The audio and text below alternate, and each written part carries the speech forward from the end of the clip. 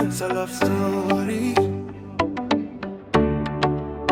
Udachi ndikungopunza moyo wangu.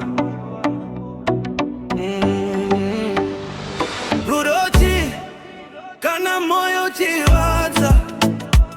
Rudochi kana moyo wachikushandura. Rudo moto unotia usiku. Asiri mwezuwa unopisa futi. Rudochi kana usinga one hope. Rudochi kana uchingo mirafone. Asikana rori recho kwadi. Unona denga pasipano.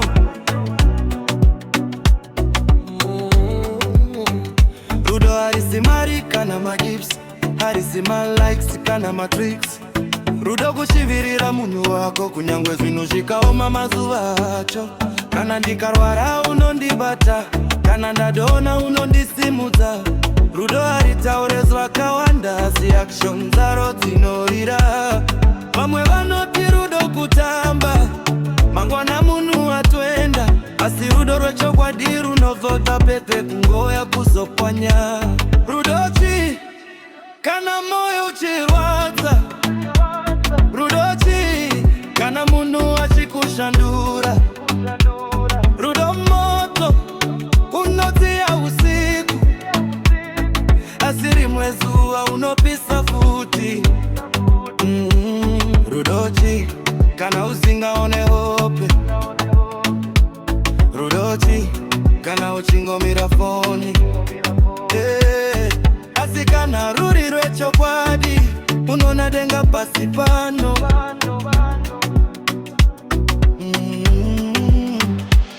Rudo kufona usina high time.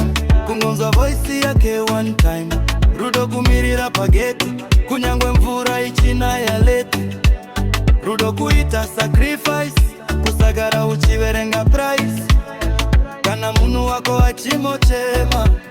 Moyo wako unototema. Asi mazuva anozwa chinja.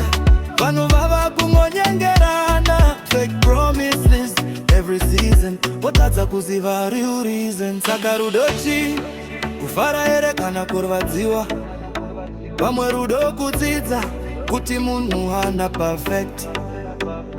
Asi kana munhu achikuda zvechokwadi. Unozviona nemabatiro anokuita. Kwete nemashoko chete.